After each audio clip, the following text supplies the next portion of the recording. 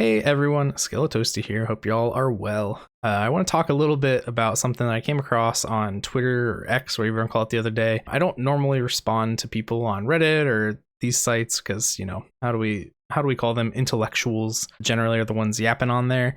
But I finally came across a post that I was like, okay, I can't bite my tongue this time. I got to reply. So more or less, it was. I'll put a little screen cap here. Basically said this team was holding the game hostage, so I decided to make it fun for me. And the very first clip in this, 45-second video was an Ana running down into the basement to grapple the Johnny. And then the rest of the video was just Ana grappling Johnny. And that was it. That was the entire video. No signs of objective, nothing being done. And so I'm like, okay, this person's playing the victim and they're complaining the other team is holding the game hostage and they're not doing anything. So I was like, okay, this doesn't make sense. Maybe I'm misunderstanding the situation. So I replied, victims are the only ones who can hold the game hostage. Is that what you mean? And no reply for a couple hours. Finally, someone else randomly replied, and they said, family can easily use exterior alarms to hold victims hostage, especially when there's only 3 to 2 victims left, which I found odd that, you would be holding 3 victims hostage. At that point, the game is still very much in play. But and then they said, I constantly get trapped in the family house basement because of this. And I was like, okay, I guess that's a fair argument. So let's talk about it.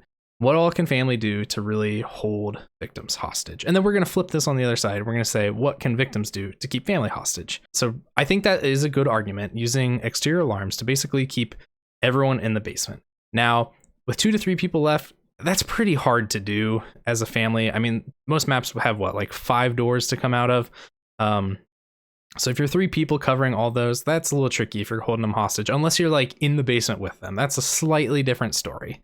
But for the most part, I mean, maps aren't really that easy to traverse as soon as those exterior alarms proc, especially with multiple people. Use a little comms, use some communication, you can get out of the basement.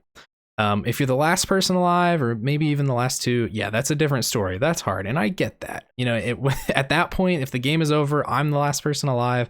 I know there's exterior alarms. My final goal, get one final stab on Grandpa, call it a day, and you get that point bonus for that stab, and move on, go next. You die, go next, whatever. I don't know that.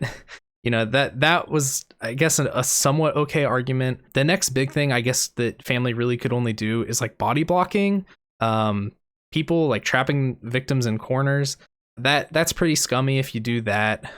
I've not seen that. I hope no one does that. And maybe that can't even be done. I don't know if that's doable or not, because you can kind of wiggle past in some situations. So I get that. That's a pretty scummy thing to do. But then the only really other thing would be body blocking objectives. But even then, if you're body blocking objectives, there's more objectives than there are family members to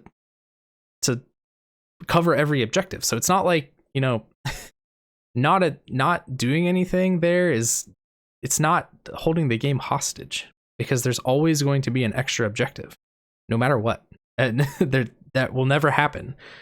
Even if there's 1 victim left, you can't cover every single exit as family.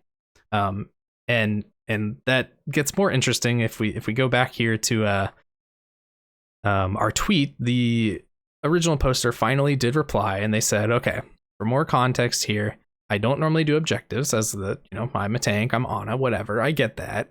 It's my job to protect my duo. So, okay, yeah, this person clearly has things, very smart, playing duos, great. 1 body, bodyguard, 1 objective doer. I love it. That's awesome. Great way to play. And they said the hitch was body blocking the car battery, and Bubba ran between Valve, Facility, and Fuse, so it was impossible for you and the Connie to do anything. Which, again, I don't get this, because is the Bubba not attacking? That doesn't make sense. And then they also went on to say, while you can see in Johnny, he was chasing me in the basement, which I get that. And then teammates DC died, whatever.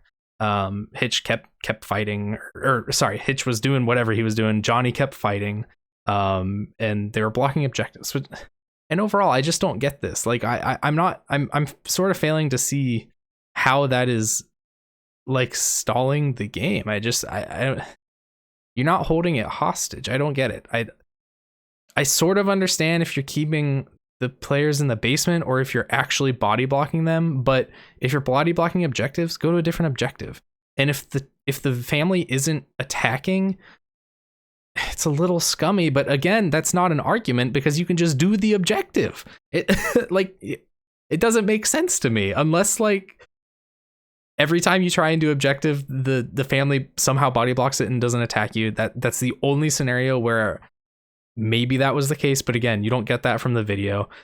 They did go on to say, you know, this is only a 45-second clip out of a 25-minute game, whatever. We've all been there. I had a terrible game where I was playing a big swing sissy. This was like months ago. I was just testing out whatever. And we had a Leland who was just taking advantage of the empowered meta. And he was not dying. And that game lasted 24 minutes or over 24 minutes. I saved the VOD somewhere. It was miserable. I hated it. It was me and some baby cook and our Bubba DC'd. So yeah, that was it. It was a horrible time, and it lasted 24 minutes until the Leland. Actually, we did end up killing the Leland. He didn't bleed out. And again, that goes back to the other side of things. Let's talk about victims now.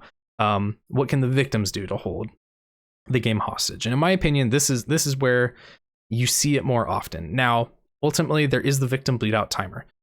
The game will end no matter what. If you have those games where the victims are, you know, there's the situation, I guess, where family can lock victims in the basement, or I shouldn't say lock, but keep them hostage down there, a little bit hostage, you know, whatever. There's other situations where the victims will say, oh, hey, this is my special playground. Especially, we saw this so much when the mill came out. This is our playground. We're going to make the family miserable. And we're just going to hide in the basement. And not necessarily even hide. We're going to fight back in the basement, and you can't do anything. And we had this happen where, you know, we would have games where we didn't run a Bubba. We learned quickly, can't do that on mill. And those Annas and those Lelands, they would just go to the basement and then, you know, they'd have their way. It was terrible. It was so miserable. Eventually, you know, we got past that. But again, at the end of the day, they're going to bleed out. Family's still going to win. I don't know.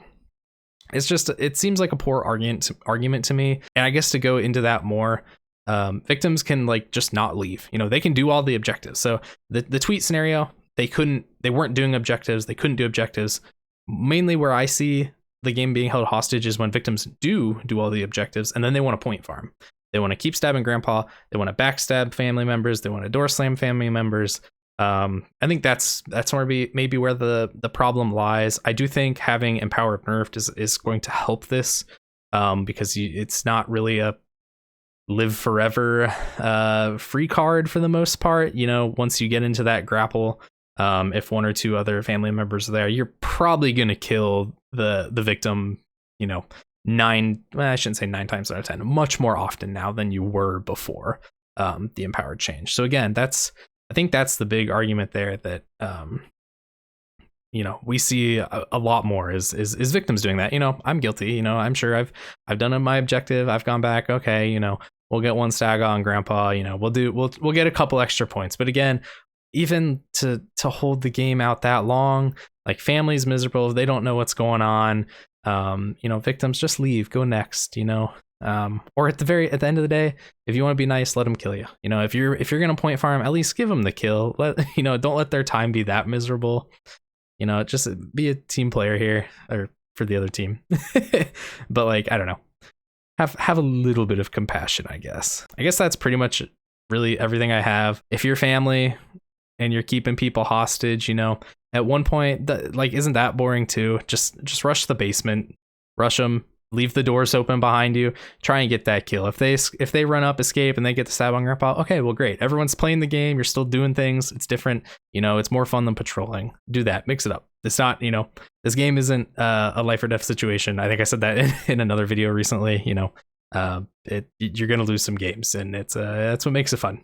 It's a stressful game at times, but at the end of the day, it's a fun game. So that's it for me. If you like this video, please do leave a like. Let me know your thoughts in the comments. Do you agree? Do you disagree? Do you think one side can or can't hold the other side hostage? I kind of shared my thoughts there, but I'd love to hear yours. So let me know. Have a good rest of your day.